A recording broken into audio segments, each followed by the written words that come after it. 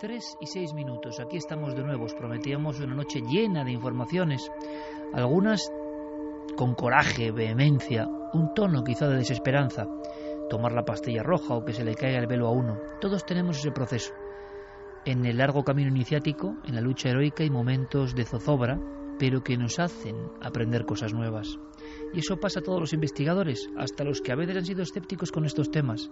Si en el fondo lo de estos temas es lo de menos. ¿Qué tiene de misterio a nivel misterioso en el concepto que tiene la mayoría, ¿no?, de estos temas? El asesinato de Prim, por ejemplo.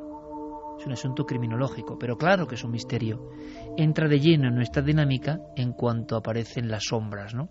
Y las sombras están ahí permanentemente, impidiendo al investigador llegar a la verdad, impidiendo que conozcáis cosas, silenciando a veces las últimas voces de la libertad, quién sabe. De la verdad, eso es mucho decir, pero desde luego de la independencia y del intento de llegar al fondo de cuestiones que pueden ser importantes.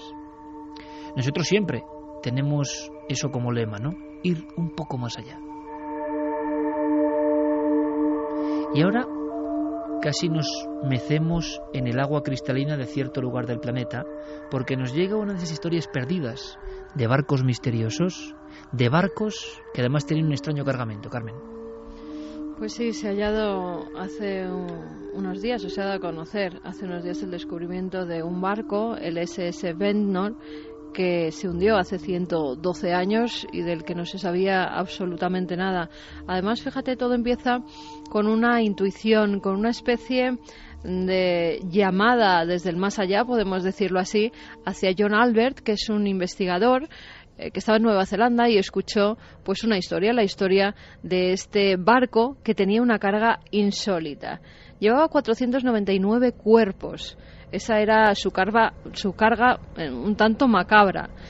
Te cuento la historia si quieres. Es en 1902 cuando zarpa este barco de Nueva Zelanda hacia China, con esos 499 cadáveres de mineros chinos a bordo. ¿Y por qué llevaban esos mineros chinos? Pues porque habían emigrado hasta Nueva Zelanda para encontrar oro, para excavar en las minas de oro.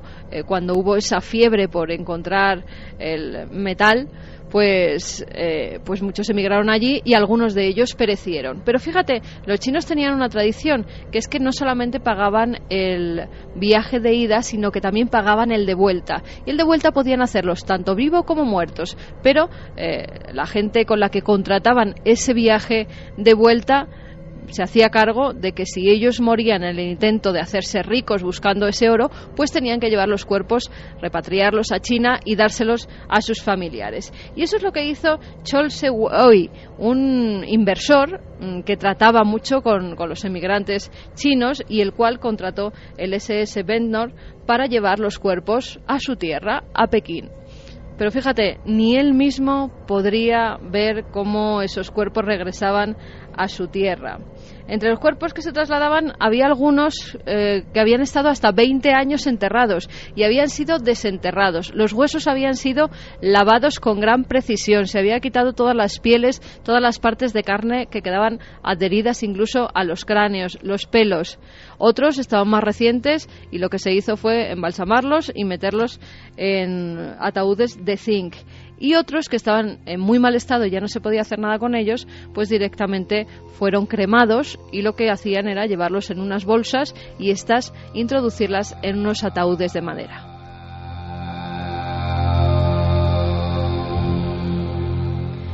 El barco zarpa de Wellington en octubre de 1902, pero cuando se encontraba en la costa de Taranaki, pues unas rocas abren un boquete en el casco y el barco se hunde con toda esa carga, con el capitán y además con 12 miembros de la tripulación.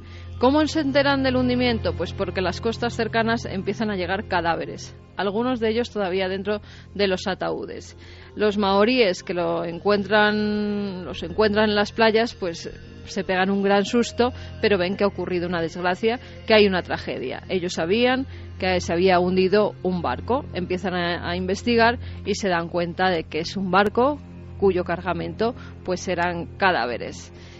¿Qué deciden? Enterrar a los que habían llegado hasta la costa y dejar como un cementerio pues este barco. dejarlo en el sitio, porque además la comunidad china que se encontraba allí decían que no había que mover, que no había que remover esos ataúdes, esos cadáveres, que eso debía permanecer así, porque podía ser que los fantasmas de los fallecidos pulularan e incluso atacaran a los maoríes.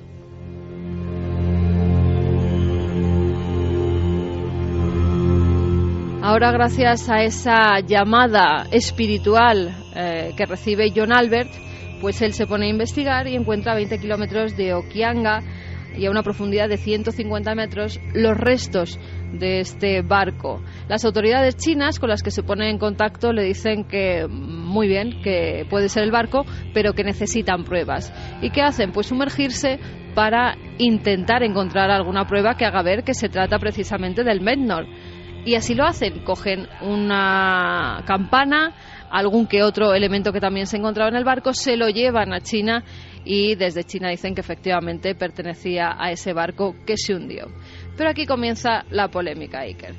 Tenemos las declaraciones que ha hecho John Albert, que es el investigador y director del proyecto, porque se intenta grabar un documental y además van a intentar sacar los cuerpos que aseguran que todavía permanecen en un compartimento especial que se hizo para trasladarlos a China. Si quieres, escuchamos sus palabras. Es increíble, hemos estado esperando este día durante los últimos 4 años. Es una historia de la que queríamos informar hace mucho, pero hasta que no fuésemos capaces de confirmar todo, teníamos que mantenerlo en secreto. Ahora el objetivo es concluir todo el proyecto lo antes posible. En 2012 ya estábamos seguros de que lo que habíamos encontrado, pero obviamente teníamos que conseguir pruebas, como filmaciones de vídeo. Fuimos a China y algunos oficiales nos preguntaron si podríamos llevarles algún fragmento o artefacto del barco para confirmar su origen, para comprobar si se trataba del Mednor.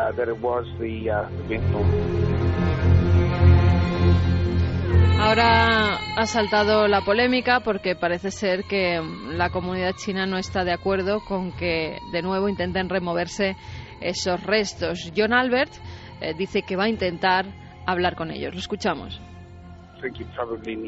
Probablemente tengamos que hablar con los habitantes de las ciudades de origen que llevan mucho tiempo buscando estos restos.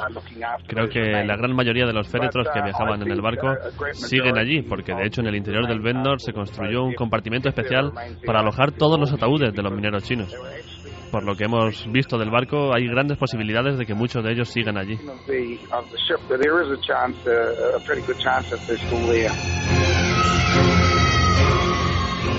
Como te apuntaba anteriormente, en Nueva Zelanda hay una gran comunidad china. Incluso han hecho homenajes juntos en ese cementerio donde enterraron los restos de las personas que habían llegado hasta las costas y que procedían de ese barco. Han hecho rituales conjuntos para apaciguar a esos posibles fantasmas, espectros que en ambas sociedades, tanto los maoríes como la sociedad china, creen en ellos, con lo cual hacen todo tipo de cánticos, de rituales para apaciguarlos. Pero ahora creen que estos fantasmas pueden de nuevo aparecer e incluso merodear por la zona porque se intenta rescatar pues tanto los ataúdes que quedan de zinc como otros restos del barco. Y por ello Virginia Chong, que es la expresidenta de la Asociación China en Nueva Zelanda, no está de acuerdo con que se toque absolutamente nada del barco e incluso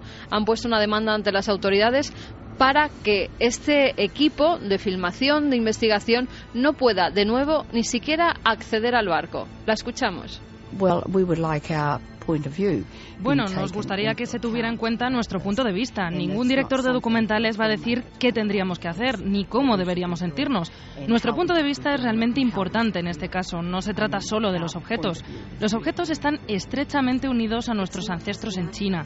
No puedes ir y hacer algo que no es permisible.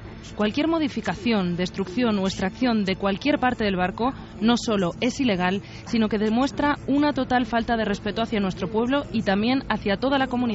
And the actual community as well.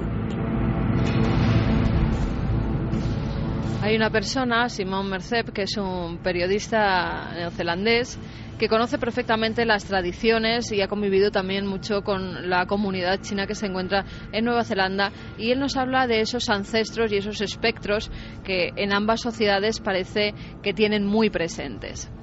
Ancestor worship, or Qingming, is recognized by Chinese across the world, and both Buddhist Chinese and Māori. believe ancestors walk among us.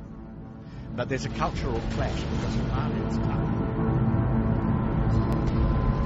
Teníamos la versión ahora mismo doblada, ha habido un pequeño mínimo error, pero hablaba en el fondo este hombre de toda esa constante y presente sensación de esa comunidad unida por una creencia en el más allá, como ha dicho Santi muchas veces, ¿no? Sí, el aspecto oriental, que es que además no tiene nada que ver con nuestra visión de las cosas, sino que para ellos un objeto no deja de ser un objeto, está animado por la fuerza de los propios ancestros.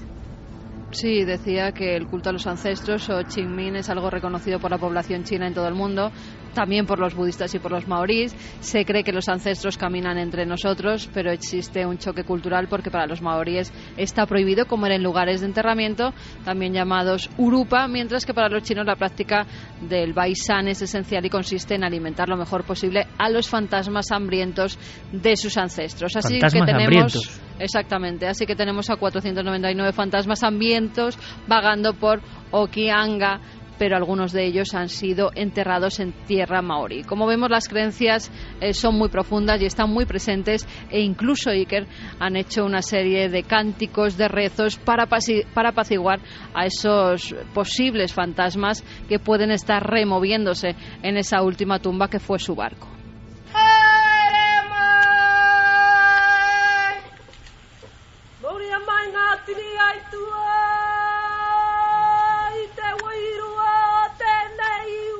En el fondo todo esto nos recuerda, por ejemplo, a las noticias que hablaban del tsunami y su desastre y la preocupación, la absoluta preocupación que aquí no entendemos por los lugares que quedaban encantados, por los fantasmas que vagaban y algunos aseguraban que se veían en esas playas o lugares que fueron población y que eran playa prácticamente o ciénaga, ¿no?, abierta por el mar.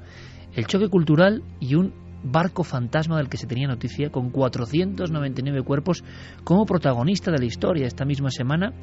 Si faltaba algo, la guinda de una especie de intuición corazonada, llamada espiritual, que acaba con una historia que era real, que no era leyenda, que estaba ahí. Claro, enterrar a un muerto en una tierra donde creen en unas cosas, pero encima es que el difunto es de otras creencias también espirituales, pero bien diferentes, genera un caos, un caldo de cultivo difícil de explicar, ¿no? La batalla de los 499 fantasmas se podría llamar. Y sobre todo que pues quedan muchos sucesores de esos hombres que muertos viajaban en el barco, y muchos de ellos no quieren que esto se convierta en un circo turístico, así lo han dicho. Creen que, igual que pasa por ejemplo con el Titanic, que incluso se visita la zona por encima de donde estaba hundido, pues creen que aquí van a hacer lo mismo y que van a molestar a sus muertos, con lo cual no quieren que se convierta en una atracción turística de la zona, porque estamos hablando de personas que perdieron la vida 2 veces porque ya iban muertos dentro del barco, y si ese era su destino, permanecer en el fondo del mar, quiere que los dejen ahí. El doble enterramiento, ¿no?, la doble muerte de los 499 ataúdes de este barco fantasma. Y a las 3:20 en punto cambiamos de tercio radicalmente, porque Clara vuelve a abrir su cartapacio lleno de casos, de sucesos, de historias. Nos lleva dentro de una casa encantada, casa en concreto, edificio encantado, lugar donde ocurren cosas extrañas. En esta ocasión, además, bien cercano, bien próximo a nosotros, y con testimonios, con voces. Pues sí, porque nos vamos casi al mismo centro de Madrid, en un edificio, no vamos a decir cuál, pero vamos a decir que es un edificio que se ocupa de una labor empresarial, no vive gente allí, la actividad profesional se desarrolla durante el día, por tanto, y que, bueno, pues es un edificio de varias plantas, pero parece que muchos de los fenómenos se concentran en concreto, en la segunda planta. Los sucesos vienen ocurriendo desde hace tiempo, aunque por los testimonios que tenemos, uno muy anterior y otro más reciente, vamos a tomar como referencia este testimonio reciente que se incorpora a trabajar al edificio en el año 2000.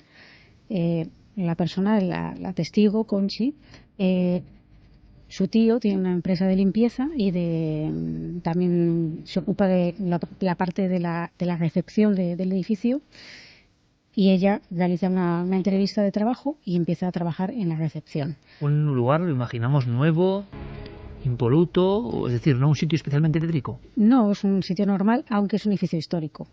Por donde está situado, el tiempo que tiene, es decir, pues está reformado, pero tiene historia, ¿no? Edificio con historia, bloque de oficinas. Exacto.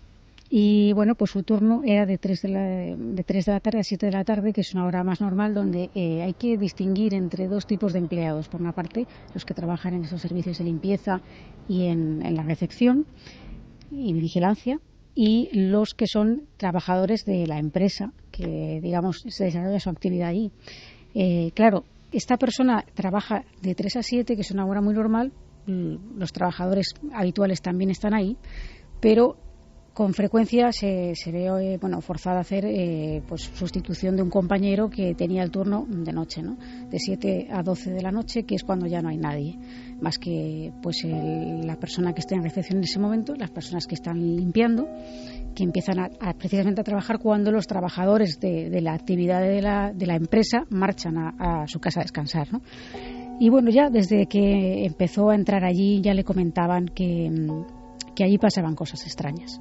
Se hizo pues amiga de las señoras de la limpieza, del conserje, de la gente que estaba allí más o menos habitualmente, y le decían pues eso, que ahí ocurrían cosas, en fin, hablaban entre ellas, incluso como si ella no estuviera delante, comentaban cosas que habían pasado, y ella decía, bueno, pero empieza a darse cuenta, después de estar un tiempo allí, que efectivamente aquello que decían que ocurría, que era muy variado, como vamos a ver, pues no era una mera especulación, sino que ella misma empezó a notar que en esa segunda planta, que era la planta donde trabajaban los directivos, para empezar había una temperatura muy inferior en el resto de plantas, ¿no?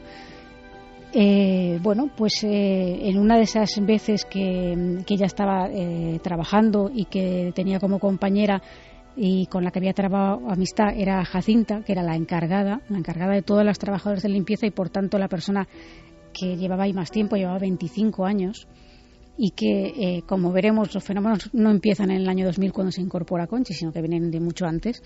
Ella tenía como unos 60 años o así. Y bueno, pues estando Jacinta limpiando y Conchi pues acompañándola en esas labores un poco monótonas, ¿no? Que no hay nada realmente más que estar ahí, ¿no? Les ocurre algo en esa planta extraña, que parece que ocurren las cosas, y nos lo contaba de una manera que vamos a ver que es muy sorprendente.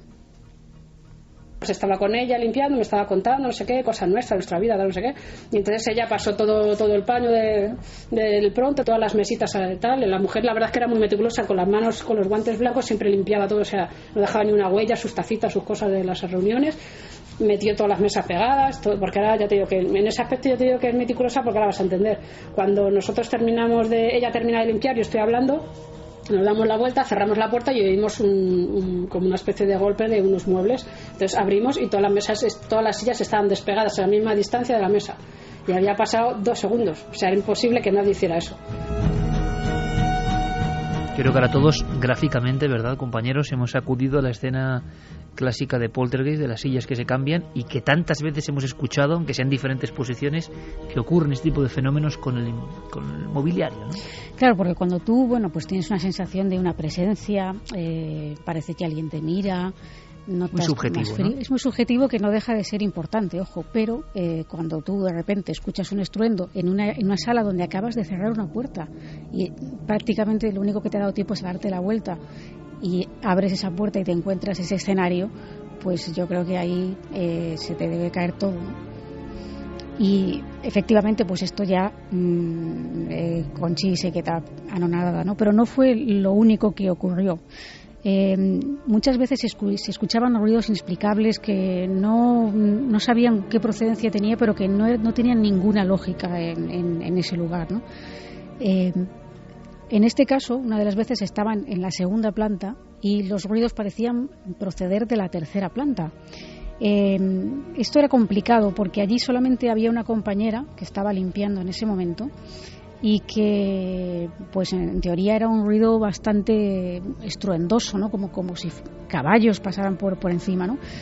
Y claro, pensaron que algo muy grave había ocurrido, algo extraño a la compañera que estaba allí. Y así sucedió un poco, nos lo cuenta Conchi.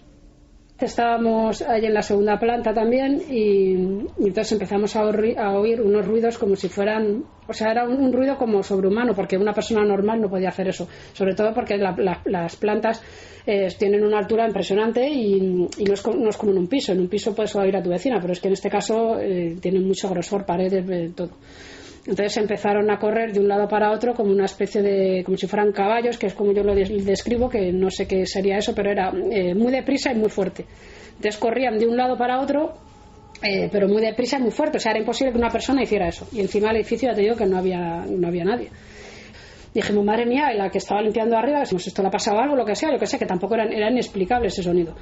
Enseguida soltó ella su cubo, sus cosas, no sé qué, subimos corriendo a la tercera planta y la vemos a la otra que está con los cascos puestos limpiando las mesas. Es decir, esa compañera no había escuchado absolutamente nada, aunque tuviera los cascos puestos, por el ruido que se llegaba a una planta inferior, tendría que haber oído algo si es que se había producido algún tipo de sonido, ¿no? ¿Y por qué estaba con los cascos puestos? Esto es interesante. ¿Por qué? Pues porque resulta que esta chica tenía tanto miedo que muchas veces escuchaba que la llamaban por su nombre, que esto es tremendo, porque es tu nombre que dicen, ¿no? Y se daba la vuelta y no había nadie, y además sabía perfectamente que no había nadie. Pues llegó un momento en que estaba con un susto en el cuerpo tremendo, y entonces su madre le decía que ella tenía que conservar el trabajo. Muchas veces hemos hablado de casos similares, ¿no? De casos que se dan en el lugar de trabajo, que no te queda más remedio que apechugar y tirar para adelante, ¿no? Y la madre decía eso, que conservar el trabajo, que ella lo que tenía que hacer era olvidarse de todo, ponerse la música con los auriculares y rezar el rosario. Esta era la solución que le daba la madre. Y entonces, claro, al ver que ella no había oído nada y sabiendo que encima tenía miedo, decidieron omitir esta información, no decirle nada de lo que había pasado para no asustarla más, ¿no? Pero claro, todas estas cosas no es que pasaran todos los días. A veces pues estaban un tiempo y no ocurría nada. Esto es lo que sucede cuando pasas demasiado tiempo en un edificio de estos con cierta historia, ¿no? Y uno de esos días vino un cristalero que no era el habitual que trabajaba allí, pero que de vez en cuando venía y que también tenía mucho miedo. O sea, y él lo decía, ¿no? Que le daba mucho miedo ese edificio, y bajó al sótano. Allí estuvo un rato haciendo sus trabajos hasta que de repente subió muy enfadado diciendo que se iba de aquel lugar, que le parecía una falta de respeto que le hicieran eso, y más sabiendo como que le daba miedo ese edificio, que cómo podían hacerle eso. Entonces al final Conchi llamó a Jacinta, que como era la encargada, para que le contara exactamente por qué se marchaba, porque estaba muy nervioso y no atinaba a explicar bien. Y esto fue un poco lo que contó. Como te vayas, llamo al jefe. Y dice, mira, pues llama a quien quiera, pero yo no vuelvo. Dice, ¿por qué me ha pasado esto, lo otro? Y entonces empezó a comentar eso de que le llamaban por el nombre, en plan, bueno, que ya te digo que no me acuerdo el nombre, creo que era Héctor, o Héctor. Y él miraba, pero así, y dice, pero bueno, ¿quién me está llamando? Y dice, y además es que me estáis llamando y os estáis escondiendo y estáis corriendo. Entonces, claro, yo ya acojonada, claro, porque dije, por Dios, o sea, encima era alguien que estaba llamando y que corría de un sitio para otro y que cerraba puertas y tal, no sé qué, en el sótano, que abría los archivadores, que tal, no sé qué. Y se creía que éramos nosotras y yo sé que nadie bajó porque yo estaba aquí, o sea, que decirte que yo estaba viendo que nadie bajó. Y el chico pues nada, se fue a casa y dijo que no, vamos, a casa o donde fuera, que no volvía más, y ya pues le tocó a una de las chicas pues bajar al... El hermano de Conchi también estuvo trabajando ahí un tiempo como vigilante. Una de las cosas que tenían, o sea, que insistían mucho los jefes, era en que por favor fueran muy cuidadosos con apagar todas las luces de las plantas, exceptuando la planta donde estaba la zona de, pues, que había alguna nevera, algún electrodoméstico, porque, bueno, pues por gasto, que no se hiciera gasto, en fin, y cada vez que se dejaban algo encendido, pues les echaban una bronca, por tanto eran muy cuidadosos a la hora de apagar todo, ¿no?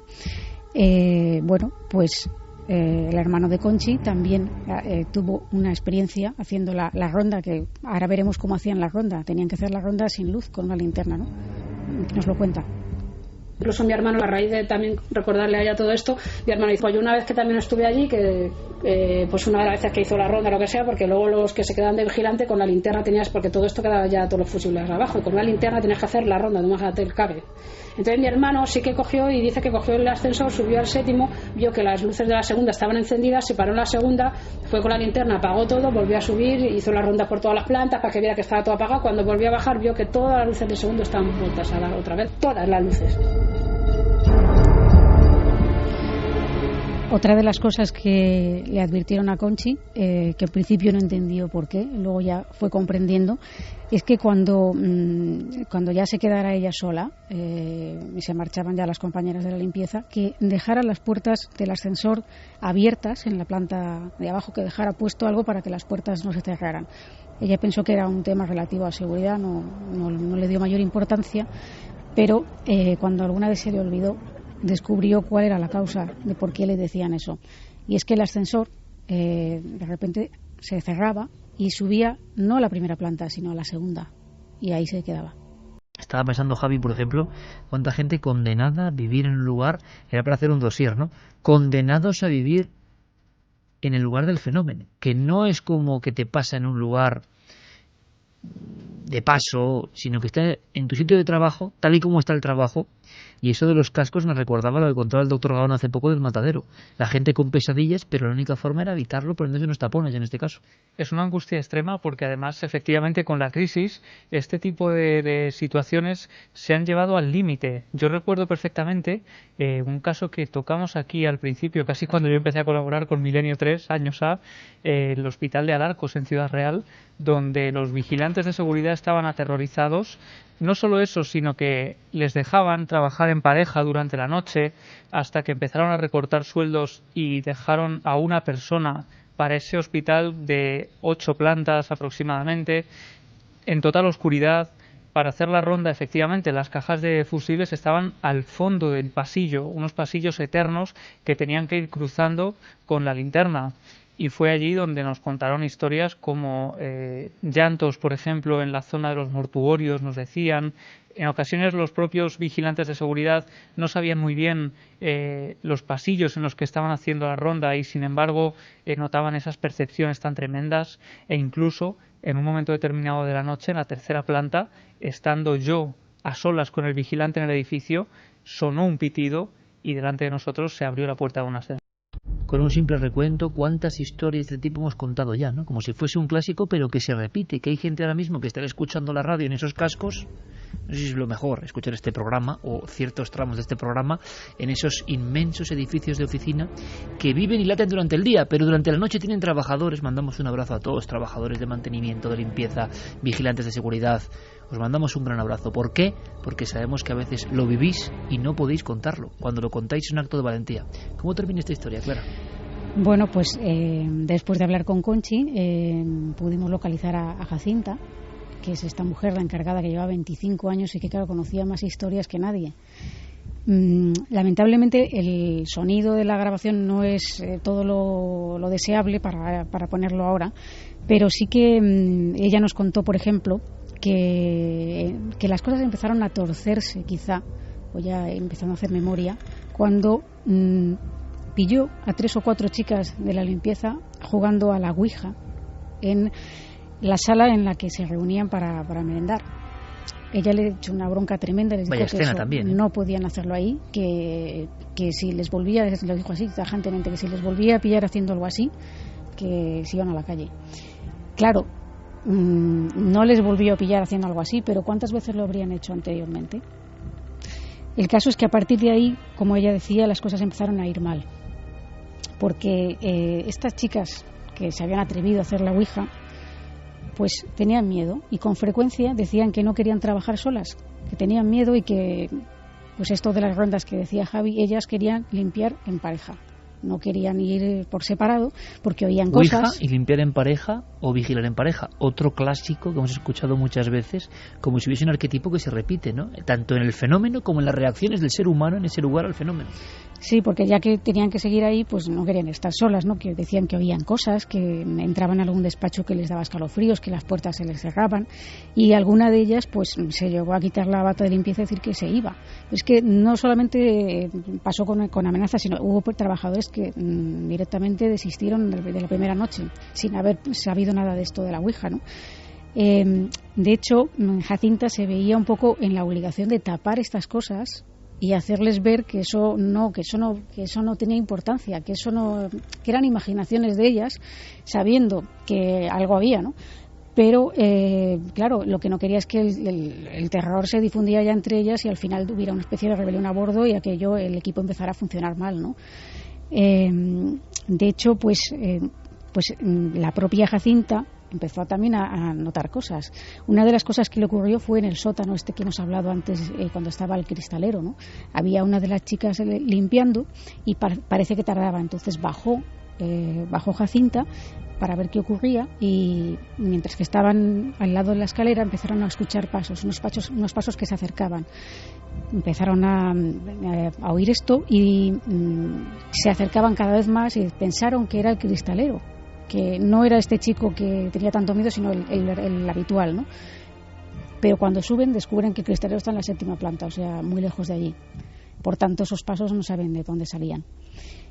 Una de las cosas más inquietantes que Jacinta vio, no ella, sino que vio reflejado en el rostro de una de las compañeras, es que se encontraron con un señor que llevaba un maletín en una de las plantas, en la planta 7ª. Claro, el problema es que ese señor no tendría que estar ahí, eran las 10 de la noche, y así fue. Y a las 10 subí yo, se había terminado Begoña. Y entonces venía corriendo Blanca. Digo, ¿qué te pasa? He visto a un señor con un maletín. Yo, pero ¿cómo un señor con un maletín? Que sí, mira, por los cristales, que digo, que eso ha sido tu vista. Que no, por favor, que no. Claro, digo, a ver si este hombre se queda y le hace algo al vigilante y lo mata. Se ha entrado un señor sin darse cuenta, Ángel.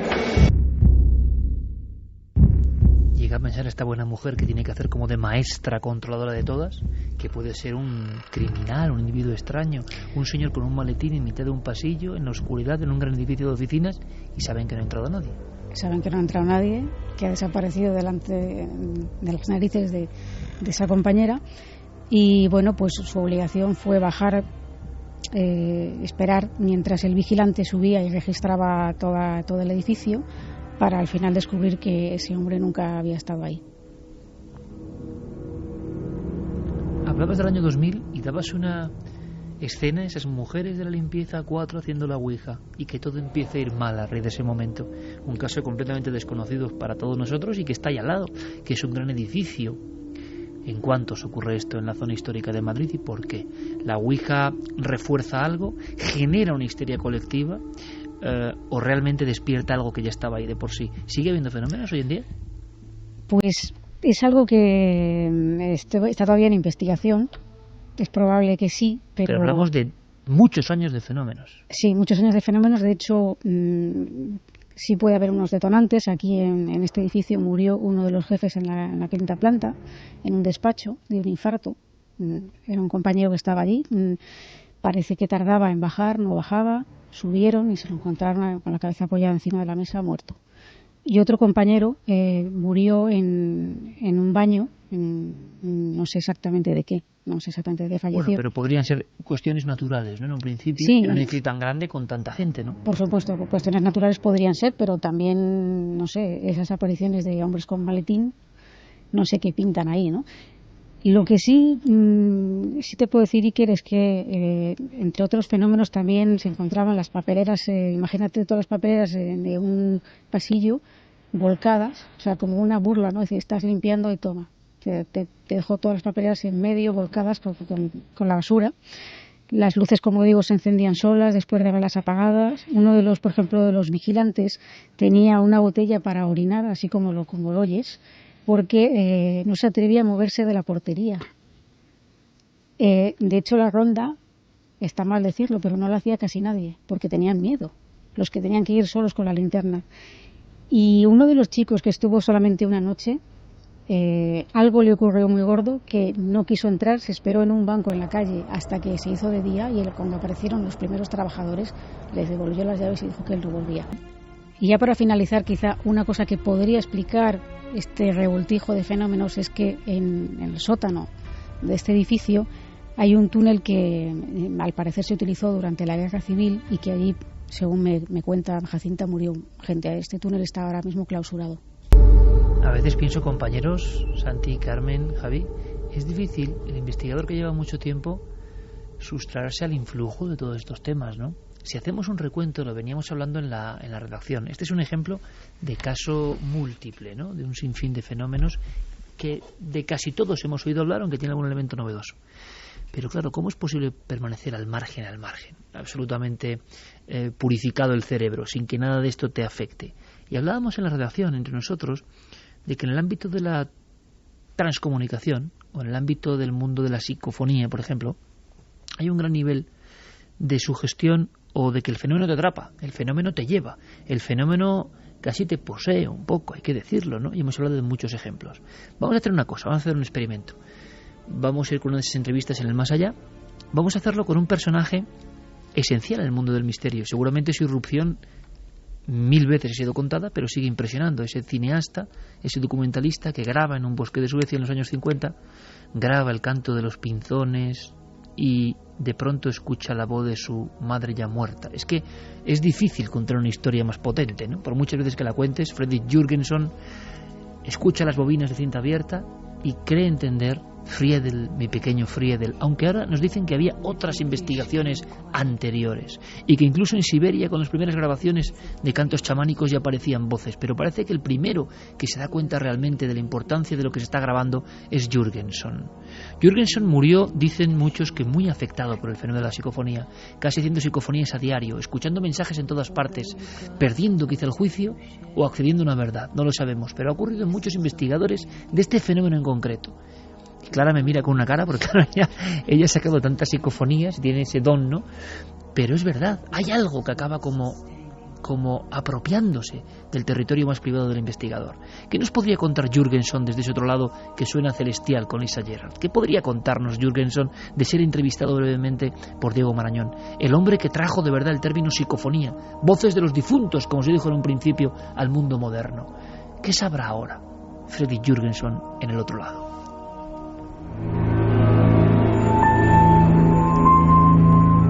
Estamos ya en directo.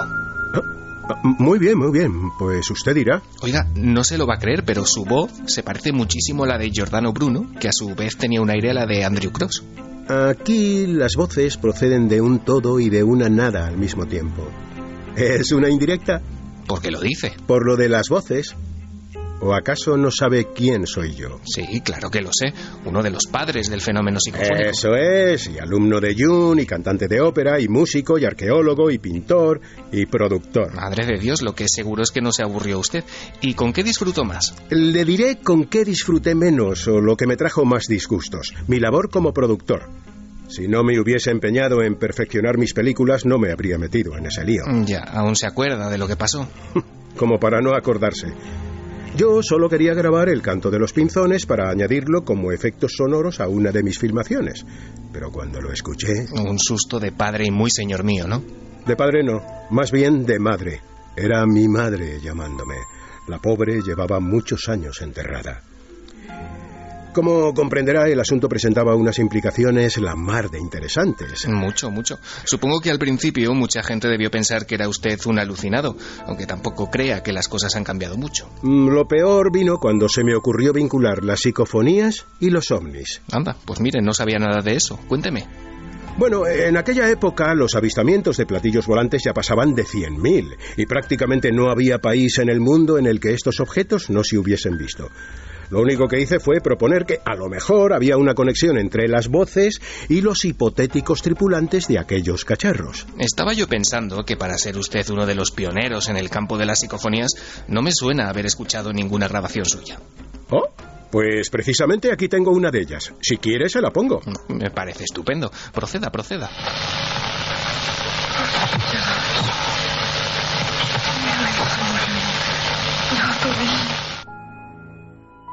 ¿Qué ha dicho? ¿Sabe usted alemán? No. Pues entonces le va a dar igual. Tampoco le falta razón. ¿Y como esa, cuántas llegó a grabar? 72.000, psicofonía arriba o abajo. O sea que si tenemos en cuenta que vivió 84 años, la cosa sale a unas... A ver, un momentito que yo soy de letras... ¿860 psicofonías al año? Y pocas me parecen. Los del otro lado tienen mucho que decir. ¿Pero cómo está seguro que vienen del otro lado? Bueno, es cierto que una cosa es grabar voces en una cinta magnetofónica y otra asegurar que proceden de seres de ultratumba. ¿Entonces? Entonces déjeme que le diga una cosa.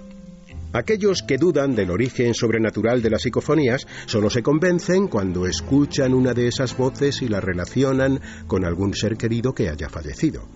Eso ha ocurrido muchas veces, incluso a mí mismo. De todas las grabaciones que conseguí, unas 140 eran de amigos y familiares muertos. ¡Qué miedo, oiga! Al contrario, a menudo registré inclusiones que confirmaban lo que usted está comprobando ahora, es decir, que hay vida después de la muerte. Eso, en cierto modo, acabó con mis temores ante la parca. Ellos mismos lo contaban. ¿En serio? Sí.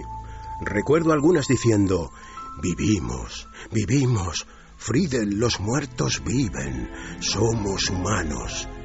Y mire usted por dónde tenían razón. ¿Sabe que hay quien cree que todo esto es un fraude? Ya, y en parte nosotros tenemos la culpa. Yo creo que para eliminar cualquier posible engaño, incluso el autoengaño inconsciente, lo deseable sería formar desde el principio pequeños grupos de investigación para hacer grabaciones conjuntas. Interesante. Y todo ello, por supuesto, con la colaboración y supervisión de expertos en acústica, ingenieros de radio, especialistas en electrónica, parapsicólogos y otro tipo de testigos. ¿Me promete que se lo hará saber a los de allá abajo? Bien, se hará lo que se pueda. Ha sido un placer, señor Jürgenson. Lo mismo digo. Cierre al salir, que entra frío. Diego Marañón y José María del Río, por fortuna con un Jürgenson más afable y de un tono más vital, porque lo que sabemos de sus últimos días no es exactamente así. Acabó absolutamente dominado por esas voces, como ha ocurrido en muchas ocasiones, y no nos extraña, ¿no? Hemos hablado muchas veces de cuando el investigador se deja llevar, pero ¿quién no se deja llevar cuando está viendo que en las grabaciones salen cosas? Yo no sé si, por ejemplo, recordáis el momento de la primera psicofonía que habéis grabado, pero eso no se olvida nunca, ¿no? Te das cuenta, es como la pastilla roja que decía Santiago Camacho, ¿no? Te das cuenta de que algo ha variado, algo ha pasado y es muy difícil, puede haber una explicación. La tendencia, lo decíamos antes, Clara, es acabar en esa hipótesis trascendente, que son los difuntos los que generan esos, o otra realidad por lo menos la que está generando esos sonidos. Jürgenson tiene esa irrupción tremenda, pero como otros muchos investigadores del tema psicofónico, acaba prácticamente pidiendo a las psicofonías permiso para todo, acaban dominando su vida. Y eso también es parte del misterio, ¿no? En la pequeña población de Or, en Suecia, su tumba en una iglesia. Es final de una historia que desde luego en España no hemos conocido del todo. Había algún documento como esas voces de Jürgenson que sobrecogían el alma. Así que para cambiar un poco, si queréis, este cariz sombrío de la tercera hora, con historias que tienen que ver con lo sobrenatural, nos marchamos con un poco de aire fresco, un poco de luminosidad. Un ambiente húmedo, un ambiente de caverna, un ambiente en concreto de cenote. Os lo adelantábamos al finalizar nuestra primera parte de Milenio 3. Ahora cambiamos un poco el rumbo y de la ciencia y del misterio nos zambullimos en algunas historias de actualidad. Algunas son como un recurso permanente.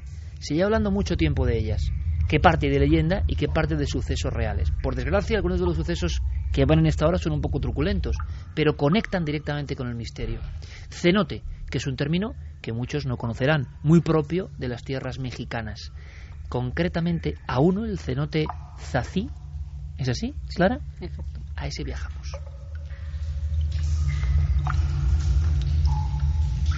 Y a mí me gustaría que en este ambiente imaginemos qué, Clara, ¿qué lugar estamos visualizando ahora mismo? Pues lo que tenemos que imaginarnos es un pozo muy grande o un estanque natural que se forma, es de agua dulce, está abastecido por ríos subterráneos y se forma en numerosos lugares, sobre todo de la península de Yucatán, en México. Por la erosión de los suelos se derrumban también los techos de la piedra caliza y entonces eso forma como pues una especie de estanque que además suelen ser muy espectaculares, muy, muy bonitos y además considerados en el mundo maya como lugares sagrados, la entrada al inframundo, nada más y nada menos que, de hecho, la palabra cenote viene de una palabra maya que es tonot y que significa abismo.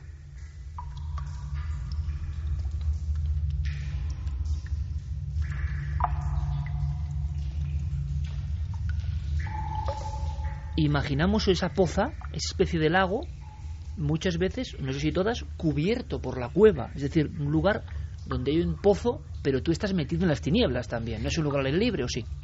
Sí, es un lugar aire libre, pero imaginemos como un gran agujero. Esos grandes agujeros que se forman en algunos océanos que traen un poco de intriga, ¿no? Porque no sabemos cómo se forman bien, pero imaginemos que en la península de Yucatán algunos están en la selva y otros, como el caso que nos ocupa, el del cenote Zací, están en pleno centro urbano, en el barrio de Santa Ana, concretamente en Valladolid. En la ciudad de Valladolid, precisamente, Zací es el nombre maya de Valladolid. Y bueno, pues este cenote del que venimos hablando, resulta que ahí tiene muy mala fama, muy siniestra fama, porque la verdad es que los cenotes son lugares peligrosos para bañarse. Ya que las profundidades son a veces muy grandes, a lo mejor hablando de 100 metros de profundidad. Hay corrientes traicioneras y si pues alguien no es muy ducho en nadar o se mete en condiciones poco adecuadas, pues puede ocurrir un accidente. Y de hecho en este cenote han ocurrido bastantes casos de personas que se han introducido voluntaria o involuntariamente, pues han caído y se han ahogado.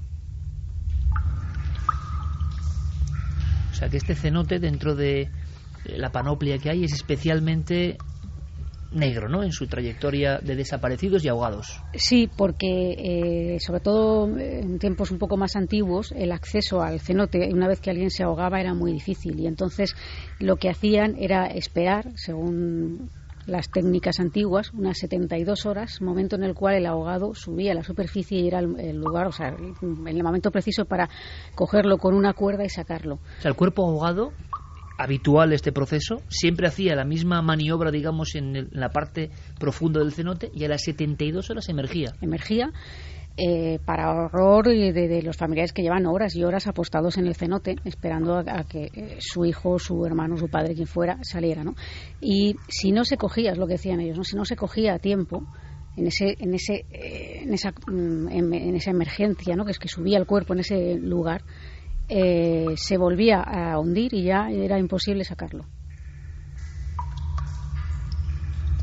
Pues casi con este ambiente que ponen en el calero nos encontramos en ese cenote, en ese mundo donde ya sumamos esa capacidad de trasladarse al inframundo de esas culturas precisamente, y un lugar de dolor, un lugar donde se ha acostumbrado la piedra vieja a ver a familias enteras esperando a que vuelva el ahogado.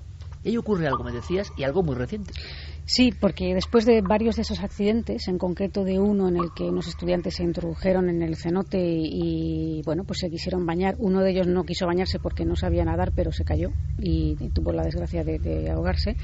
Los vecinos de la zona empezaron a escuchar por las noches gritos, lamentos, sollozos, que decían ellos procedían del interior del cenote, y a veces avisaban a la policía o avisaban a los guardas que hubiera en ese momento para que qué es lo que estaba ocurriendo allí, y con sorpresa veían que no había nadie en el cenote, estaba totalmente abandonado, ya que ese cenote se abre de día pues al turismo, a la gente que pueda verlo, pero por la noche no. Y aparte de eso, también algún guarda de seguridad de allí durante el día, de manera anónima lo ha denunciado, pues porque le podía un poco perjudicar en su trabajo, afirmó haber visto a un hombre vestido con un penacho, con un atavío como si fuera uno de los antiguos mayas, y al llamarle la atención para ver qué hacía allí, desapareció entre unas rocas. Al principio pensó que se trataba quizá de algún acontecimiento turístico, algo que se había preparado para los turistas, pero al comprobar que no, pues claro, la sorpresa fue muy grande, ¿no? Y claro, todo esto es que entronca un poco con la leyenda, ¿no? Aparte de lo que es la parte fenomenológica, ¿no?, que es un poco esto que se viene diciendo, hay una parte mitológica que entronca antes de la llegada de los españoles, cuando aquí había unos caciques que gobernaban esta ciudad de Zací, y vivía junto al cenote una hechicera que pertenecía a uno de esos clanes con su nieta. Ella había perdido a sus padres y la hechicera la cuidaba, y el cacique local, que era el más poderoso, tenía una rivalidad con esa familia. Entonces él tenía un hijo y ellos al principio se odiaban, la nieta y el hijo no se llevaban muy bien por cuestiones familiares, ¿no?, una especie de Romeo y Julieta, hasta que se empiezan a tratar y, siendo de la edad parecida, empiezan a intimar y a tener relaciones a escondidas de las familias. Un Romeo y Julieta en el Yucatán. Sí. Lo que ocurre básicamente es que, bueno, lo descubre el padre de este chico y lo aparta, lo lleva a otra ciudad para casarlo con una joven de otra ciudad, otra princesa. Entonces ella ha quedado embarazada y está súper triste, y la hechicera le dice que se lo va a traer de vuelta, se lo va a buscar y lo va a traer. Un día antes de la boda, ella no aguanta más la espera y decide poner fin a su vida. Con su largo pelo se coloca y se engancha a una piedra y se arroja al cenote. Él siente algo extraño en el pecho cuando esto ocurre, vuelve a la ciudad, y al descubrir lo que ha pasado, él mismo también decide poner fin a su vida y se arroja al cenote. Y dicen que desde entonces, en ese lugar, una vez al año, las aguas se vuelven muy turbias, y si alguien en ese momento se está bañando, irá al fondo con ellos.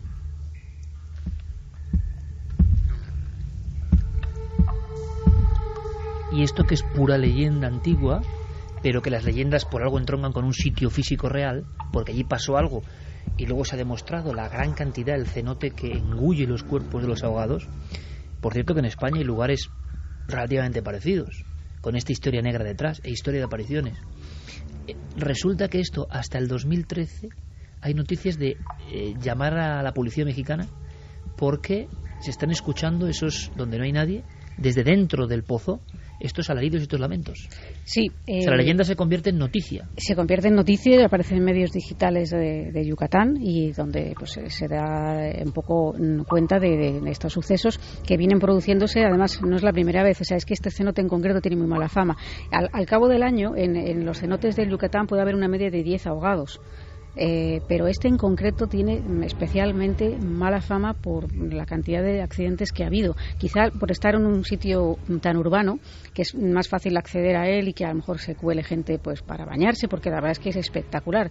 No sé si a lo mejor nuestros compañeros, puede que Diego o que Guillermo estén... Seguro que Diego y Guillermo en navedelmisterio.com ya están poniendo imágenes del cenote Ceni en Zací, perdón, sí, en tiempo real. Y podrán ver pues que es una maravilla, la verdad, ¿no? Entonces, claro, la idea es tentadora, pero es muy peligroso este tipo de lugares para bañarse. Hemos conocido, es un lugar encantado, entre comillas, que ha sido noticia, pero es diferente. Ojo, porque en lugares tan urbanos como Zaragoza hay un pozo, por ejemplo, con muy mala fama, pero vamos, al lado del puente que pasa por el Pilar. Nosotros hicimos algún reportaje con Paco Pérez Caballero de muchísimos ahogados, lo que contaban los buzos de ese pozo, de ese enorme y profundísimo pozo, donde incluso, por desgracia, ¿no?, accidentes con autobuses habían perecido enteros, y al sacarlos también parecía eso un viaje en el tiempo. Si alguien quiere más información, que miren este término, porque aquí yo creo que nuestra labor es lanzar pistas. Pozo Airón. Los pozos airones en España, relativos o fundados en honor en tiempo remoto al dios Airón, son pozos, hay bastantes, hay incluso muy desconocidos libros escritos sobre algunos de estos pozos, muchos en Castilla-La Mancha. El pozo Airón es una especie de cenote a la española, pero si queréis, yo solo soy un enviador de pistas, indagar un poco, porque hay muchas historias, por ejemplo, de que un niño fantasma custodia el cenote, ¿no? Lo que pasa es, claro, que la gente ha visto al niño, la gente ha parado el vehículo en la carretera en la noche y ha visto un niño muy blanco, muy pálido, junto a ese pozo, muchas veces. Y esa leyenda atraviesa la historia de los pozos airones, que yo creo que es un buen motivo, porque también están envueltos de esa cosa que es la geología distinta, ¿no? Cuando algo se produce de forma extraña y tiene aspecto de embudo que va hacia el inframundo, el pueblo lo ha identificado con todo esto. Leyenda o algo más. Solo puedo decir que nosotros hemos entrevistado a personas que han visto a ese niño, ya tenéis el término, de los pozos Airón en España. Y ahora, si queréis, nos marchamos este mundo un poco húmedo y lóbrego a hacer otro viaje en el tiempo. Un viaje diferente. Un viaje que nos lleva a conocer a algunos personajes. Nada, en 3 minutos. Es una idea de Diego Marañón, de nuestro compañero, aunque la idea se le ocurrió a Carmen en su día. ¿Por qué no viajamos en el tiempo y hacemos entrevistas desde el más allá? Fue una idea un poco así rara, ¿verdad? Pero que Diego Marañón ha ido hilvanando. ¿Qué dirían, cogiendo el anacronópete nuestro compañero Diego Marañón, aquellos personajes importantes para el mundo del misterio, para el mundo de la investigación, aquellos que no pudimos conocer? Tú has oído hablar de Madame Blavatsky. Sí, mucho. Madame Blavatsky, cuando era niña, tenía ciertos poderes, dicen. Se convirtió en adorada por algunos y en odiada por otros, claro. Tuvo que huir. Se convirtió, por otro lado, en consejera de personas importantísimas. Y en cierto momento en su vida hay como una revelación y hay unos textos, ojo, que son seguramente de los libros más leídos en la historia del misterio. Isis sin velo, por ejemplo, La doctrina secreta, que siempre hablan de lo mismo, de que algunas personas pueden ver la otra realidad, la realidad velada, lo que está más allá. Es curioso releer a Madame Blavatsky. La teosofía va mucho más allá de el espiritismo, la metapsíquica, las cuestiones filosóficas conocidas. Es una amalgama muy rara que se concentró en esta mujer especial. Una mujer que murió en Londres a los 60 años y una mujer que se guardó muchos secretos. Es una bestseller del siglo XIX, realmente. Y durante el siglo XX, muchas de las personas que descubren nuevas filosofías, conductas, misterios, se acercan a través de enigmáticos títulos como ese Isis sin velo. Lo decimos muchas veces.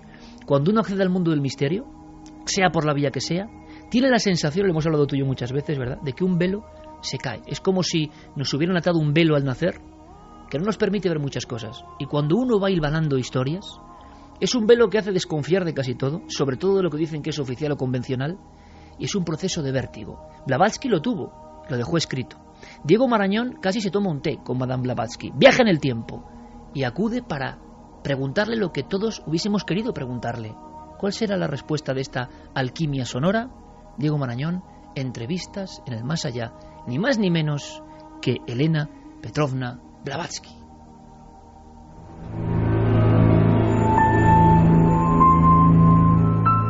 Caray, estoy leyendo su currículum y es tremendo. Amazona de circo, superviviente de un naufragio, soldado en las filas de Garibaldi, creadora de la Sociedad Teosófica. Fue usted toda una mujer escándalo. No sé si es para tanto, pero se podría decir que no perdí el tiempo, ciertamente. ¿Le apetece un té? Muchas gracias. Blavatsky es su apellido de casada, ¿verdad? Así es. Resulta curioso que haya pasado a la historia con él si tenemos en cuenta que mi matrimonio duró apenas 3 meses. ¿Qué pasó? Bueno, mi boda fue una excusa para poder ser más independiente. Me casé a los 15 años con un general de 40, ¿sabe? En cuanto tuve ocasión me escapé de aquella casa a lomos de un caballo, cruzando las montañas. Fue el primero de muchos viajes. Sí, he leído que fue una viajera incansable. ¿Qué países visitó? Acabaríamos antes si le enumerase los lugares que no pisé. No podría elegir un solo destino de los muchos que conocí. Asia Menor, Grecia, China, Egipto, Londres, Estados Unidos, la India, París, Japón. Ay, daría lo que fuera por volver a viajar de nuevo. Parece complicado, o a lo mejor no. ¿Qué aprendió en todos sus periplos? Bueno, mi época fue bastante agitada. Dicen que desde pequeña yo ya tenía ciertas capacidades. ¿A qué se refiere? Poderes psíquicos y sobrenaturales. Y afortunadamente el ambiente era bastante propicio para alguien con inquietudes como yo. Mucha gente mostraba curiosidad por las sociedades secretas, el mundo del ocultismo, el espiritismo. Allan Kardec, ya sabe. Sí, ¿qué me va a contar? Mi objetivo era conocer el espíritu, y para eso, déjeme que le diga, es indispensable la pureza de corazón. Para conseguirlo hay que desechar todo mal pensamiento, manteniendo el ánimo sosegado sin jamás agitarse, ni irritarse por nada. ¿Y lo consiguió usted? Bueno, podría decirse así, pero en realidad yo fui un mero instrumento de entidades superiores que se expresaban a través de mí. ¿Qué me dice? Sí, no sé si sería fruto de todo el bagaje cultural, pero podría decirse que voces internas me susurraban verdades. Por desgracia eran indemostrables. ¿Pero a quién pertenecían esas voces? El conocimiento que quise transmitir me lo dictaban los Mahatmas, maestros ocultos en cavernas del Tíbet, o entidades invisibles que regían el mundo desde lo astral. Yo escribía en trance, de forma automática.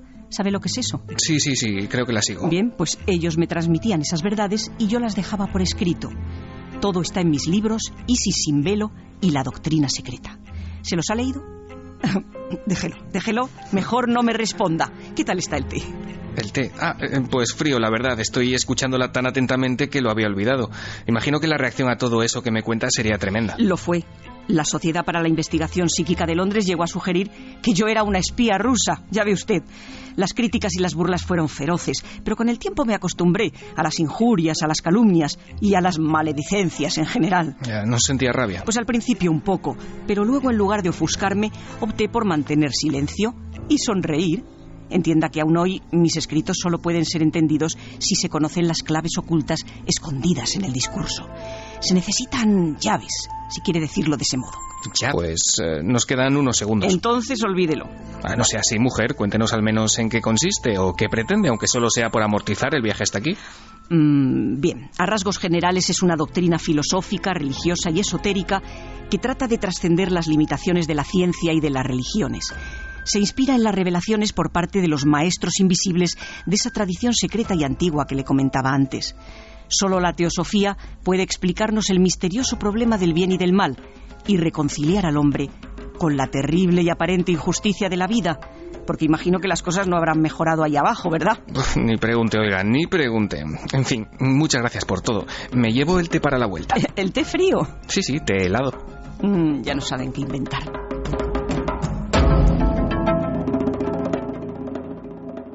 Toda la actualidad en torno a nuestros programas en navedelmisterio.com, el portal hacia lo desconocido. Búscanos también por Nave del Misterio en Twitter, Facebook y Google+.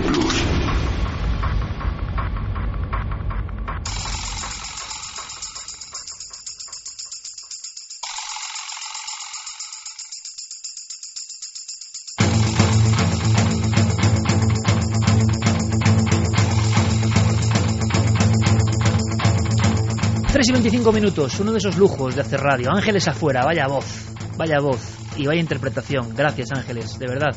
Diego Marañón, entrevistas en el más allá, voz femenina Ángeles afuera, voz masculina José María del Río. ¿Se puede pedir algo más? Pues no.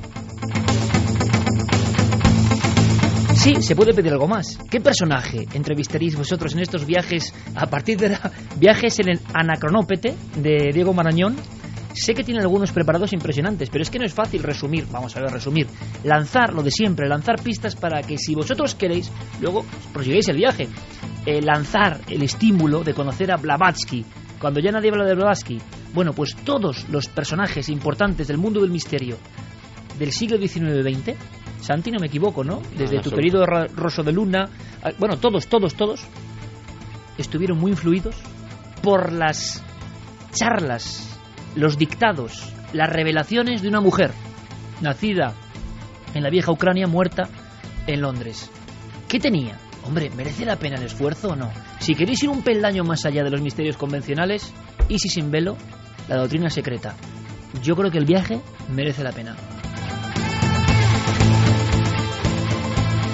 Son esas personas que cambiaron su tiempo, y hay muchas, mujeres y hombres, por supuesto, y los iremos entrevistando a todos, si es posible, en esta curiosa forma de viajar que es la radio. Pero hay mucha actualidad. Por cierto, la semana pasada vivíamos aquí un acontecimiento de esos de impacto, ¿no? Todo el equipo estaba presente. Yo he hablado con nuestro querido jefe, porque siempre va a ser nuestro jefe, Mariano Revilla, jefe de programas, y me ha confirmado lo que sospechaba. No puedo decir mucho más, pero Paloma Navarrete, ahí es nada, estuvo siendo entrevistada, ¿verdad?, por todos, ¿no? Y todos yo creo que no hemos ni hablado del tema porque nos hemos quedado tan así. Delante de todos ocurrió algo. En los compañeros de los 40 yo creo que todavía están con el susto en el cuerpo. Al vernos pasar, estaban ahí ellos haciendo su emisión y ven pasar a Paloma con una bola en la mano y detrás a todo el equipo. Y era la noche del día 1. ¿Qué es esto, no? O sea, ¿qué es esto? Bueno, pues lo que ocurrió fue bastante fuerte. Y fue para nosotros, en Petit Comité, y nos dejó con el desconcierto. Pero si queréis un desconcierto público, lo que pasa mañana en Cuarto Milenio con Paloma Navarrete, yo ya no sé ni cómo explicarlo, de verdad. Puedo volver a decir que no tiene ningún dato, ningún elemento, nada. Y que vagamos en busca de cerrar un círculo. Un caso que ocurre en Córdoba, un crimen terrible en una barbería. Pero claro, eso de que estés colándote, afeitándote y el barbero te degüelle es, yo creo, la peor pesadilla que nos puede ocurrir. Bueno, pues pasó en Córdoba. No hay datos, nadie sabe datos. Y Paloma cierra el círculo. No sabía ni a qué ciudad iba. Nos hemos quedado de piedra. Mañana, en Cuarto Milenio, todo eso grabado. La hora Santi no la digo porque ya no sé, pero sobre las 11, no sé, por ahí más o menos. Por ahí más o menos. Ahora te lo confirmo. Por ahí más o menos. Sí, bueno, es que puede variar, hasta lo que digamos ahora puede variar. Así que muy atentos, por favor. Vamos con otra historia. Curiosa, de una casa y una mujer, no tan benévola como Blavatsky. Hay una historia de un crimen, 8 muertos, se dice pronto, y un hacha. En Estados Unidos, que para esto son muy hábiles, y yo creo que en algún aspecto hay que aprender de ellos, reconstruyeron la casa de alguna forma o la decentaron, y la gente iba a ver esa casa.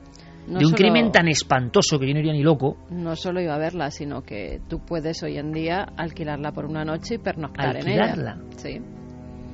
Es la casa de Lizzie Borden, ¿no? No, te equivocas con dos casos. La casa de Lizzie Borden es otra casa. Villisca es un asesinato donde nunca se llega a saber cuál es el asesino. Es verdad, discúlpame, sí señor. Villisca, una cosa es la chica que mató a su familia y esta es una cosa del asesino de hacha que nunca se encontró. Exacto, Lizzie Borden también utilizó un hacha, por eso te las confundías. Nos tenemos que remontar al 9 de junio de 1912. Es una noche en la que la familia, que son 6 miembros, los padres y 4 niños, están acompañados también por unas amiguitas que vivían lejos de la ciudad y se habían quedado también a dormir allí. Esa noche nadie sabe cómo ni por qué, porque no se sabe por qué los asesinaron. Alguien entra, es una vivienda de 2 pisos. En la planta de abajo estaban durmiendo las 2 niñas que no eran de la familia y arriba, en la planta de arriba, dormía toda la familia. Los niños repartidos por sus habitaciones y el matrimonio en la habitación principal. Alguien entró, tapó las ventanas con sábanas, tapó los espejos también de todas las habitaciones. ¿Taparon los espejos? Taparon los espejos también con sábanas y mataron a todos los miembros de esa familia a hachazos, la mayoría de ellos en la cabeza. Se sabe que alguno de los niños se despertó con el ruido e intentó defenderse porque tenía heridas en los brazos, como de haber intentado taparse la cara cuando veía a ese monstruo que se abalanzaba sobre ella con ese hacha en la mano. Y desde entonces pues hubo varios juicios, se llegó a culpar a varias personas, entre ellos un hombre, un viajante que había recalado en la ciudad. No se tuvieron pruebas y al final tuvieron que soltarlo. Oficialmente no se capturó a los asesinos de Villisca. Oficialmente nunca se capturó al asesino de Villisca. Se encontraron los cuerpos porque la vecina de al lado a las 7 de la mañana, como no veía movimiento en la casa, como siempre lo hacían además con una familia con tantos niños, pues se extrañó, fue a ver por una de las ventanas y es cuando entonces se encuentra con esa escena tan macabra, ¿no? Con esos asesinatos tan sangrientos. Además hubo mucha destrucción de pruebas porque la policía entró después de que entraran incluso los curiosos. Todos los vecinos habían removido los cuerpos, los habían puesto en distintas posiciones, con lo cual la policía lo tuvo muy complicado y, como te digo, nunca se llegó a encarcelar a un culpable. Desde entonces la casa ha tenido varios propietarios. Algunos de ellos, una familia que entró en 1930 a vivir allí, lo ha pasado realmente mal. Era una familia con un solo niño, un niño muy pequeño, y la mujer es la que empieza a escuchar casi todas las noches como alguien sube las escaleras. Y parece que encima que arrastra algo, porque va dando como golpes, pom, pom, pom, subiendo esos escalones. Hasta que un día esta mujer, cuando se despierta sobresaltada por esos golpes, ve una silueta que se dibuja a los pies de su cama con un hacha. Desde ese día la mujer entra en pánico, tiene que ser llevada por el marido a un psiquiatra, hasta tal punto que el marido decide quedarse por las noches el despierto para que ella intente conciliar el sueño. Y el marido también es testigo de estos hechos y huyen de la casa.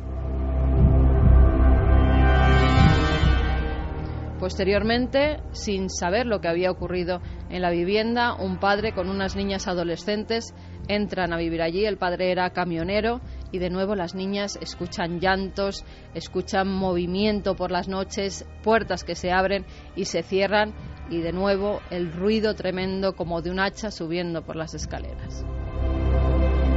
¿Nadie les había informado que era la casa del Nadie les había informado que allí se habían producido esos hechos tan terroríficos, pero de nuevo tienen que abandonar la vivienda. Durante muchos años está sin habitar hasta que por fin parece que es remodelada. Sabemos también que con las obras en las viviendas donde han ocurrido estos hechos tan impactantes, parece que se remueve otra vez todo y que los fenómenos empiezan pues a cobrar bastante dimensión.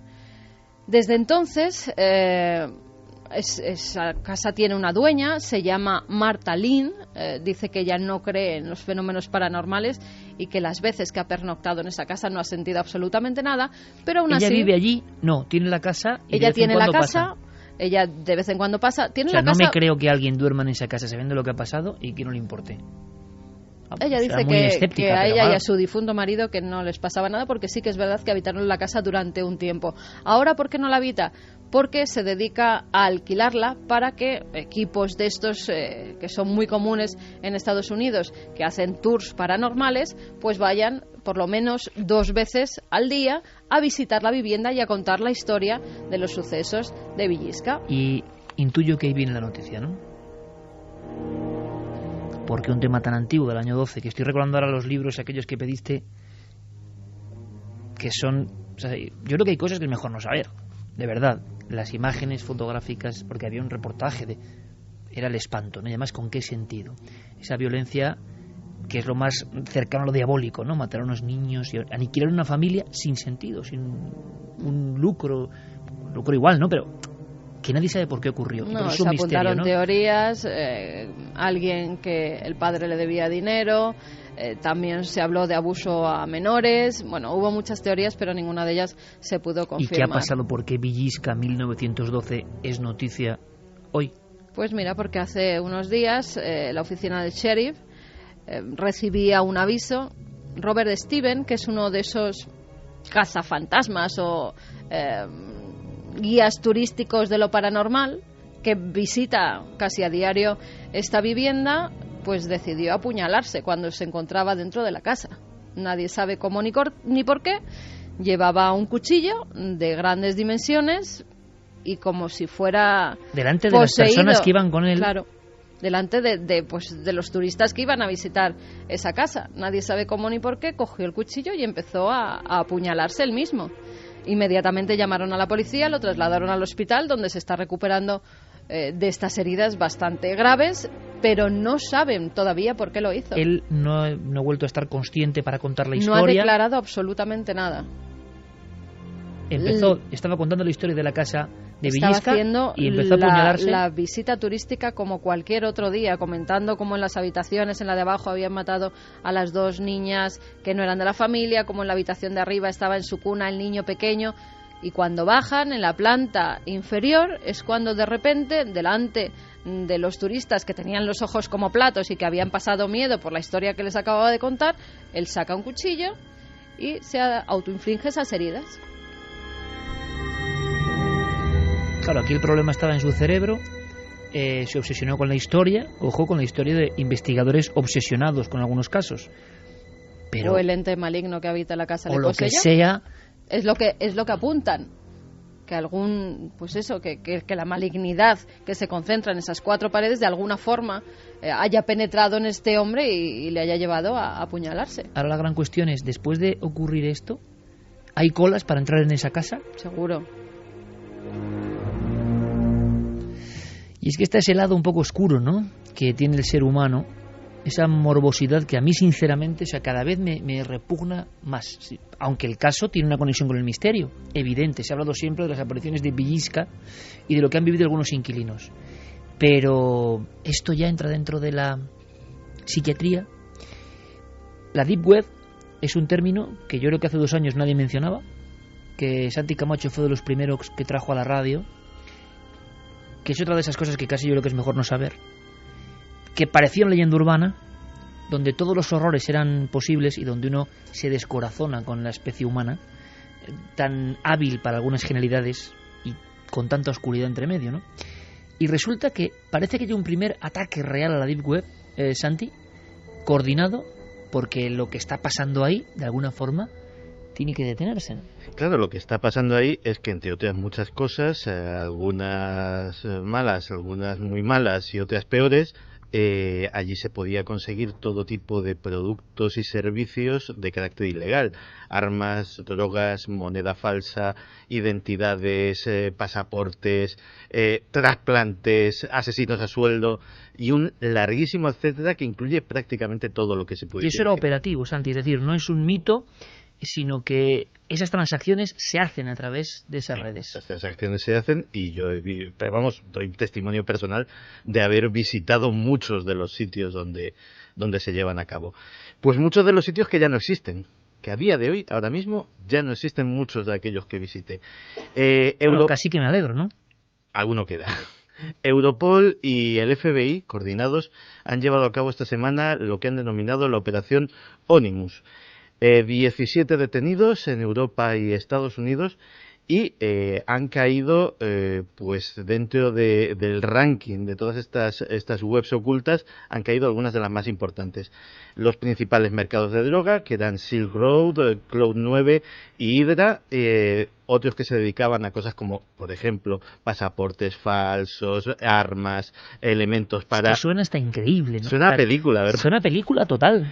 Pues de esas, como por ejemplo Pandora, Blue Sky, Topics, Fluxbump, Cannabis Road y Black Market, también han caído sus responsables. Sitios dedicados exclusivamente al lavado de dinero obtenido de formas ilegales, como Cash Machine, Cash Flow, Golden Nugget o Fast Cash, también han sido desmantelados, y en esta operación se han recuperado millones de dólares, tanto en bitcoins como en dinero físico, como en dinero de... ¿En la Deep Web se mueve el bitcoin? En la Deep Web solo se mueve el bitcoin, es decir, ese dinero físico evidentemente era de transformar bitcoins en dinero. Los pagos por estos productos y servicios se hacen a través del bitcoin, porque el bitcoin permite un absoluto anonimato y que nadie sabe quién ha pagado por esos servicios. Simplemente tú puedes pedir una determinada cosa, la pagas con bitcoins, dices dónde quieres que te la dejen, que puede ser un apartado de correos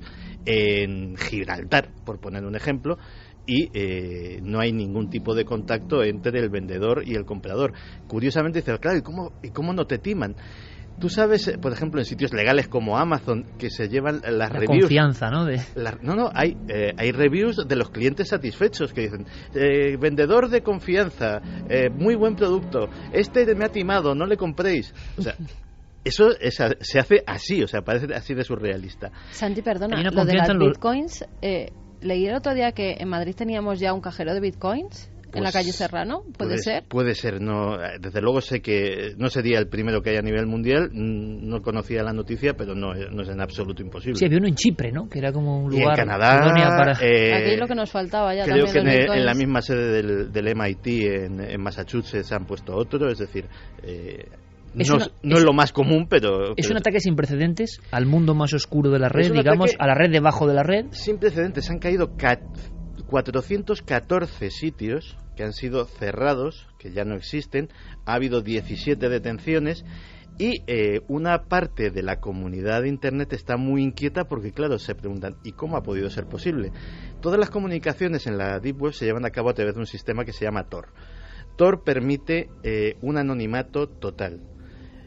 Claro, lo que se están temiendo es que Tor tenga algún tipo de agujero de seguridad que nadie ha detectado hasta ahora, pero sí el FBI y Europol, y que ya ese anonimato no sea tan anonimato.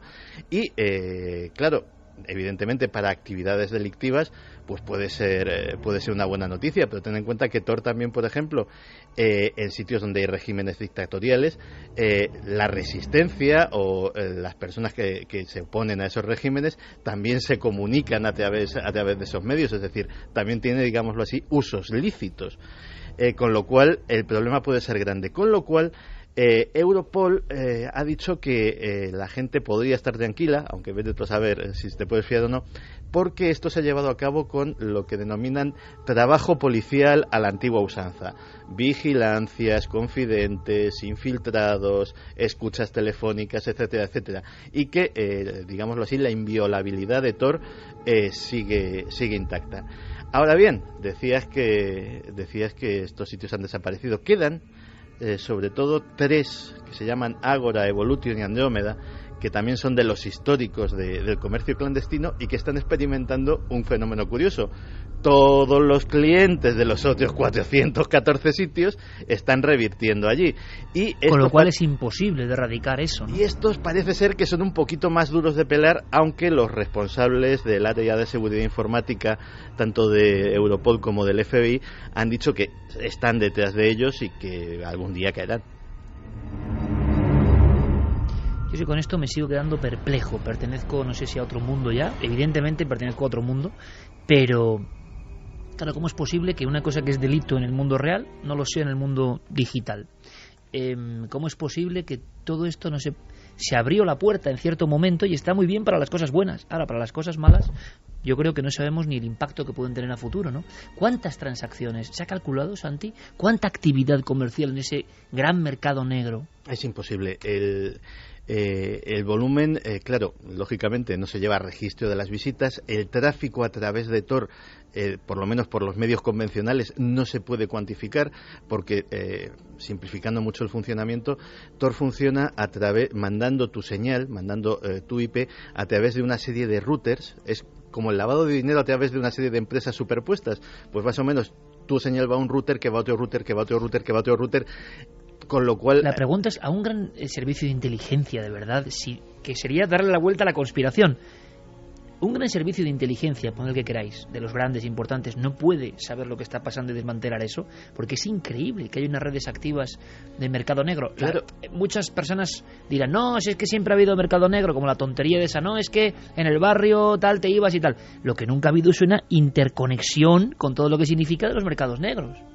Curiosamente, ya que mencionas los servicios de inteligencia, Tor se ha financiado en muy buena medida por la Agencia Nacional de Seguridad norteamericana, que de hecho colaboró en tapar algunos agujeros de seguridad que tenían.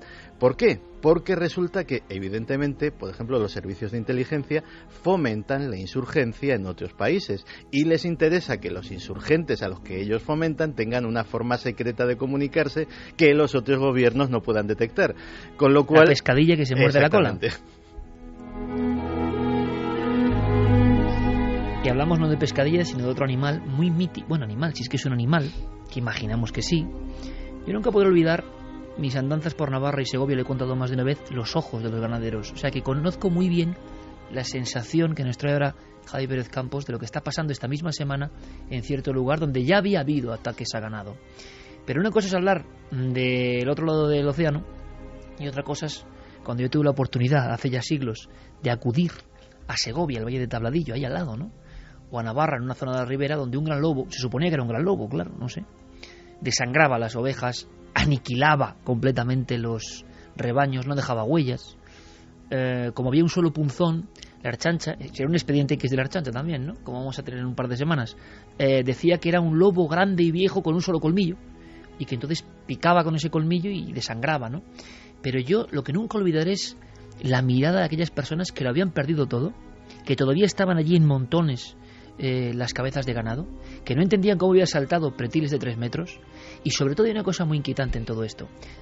Me acuerdo perfectamente de un guardia civil que me dijo, ya estáis aquí los periodistas y esto es un...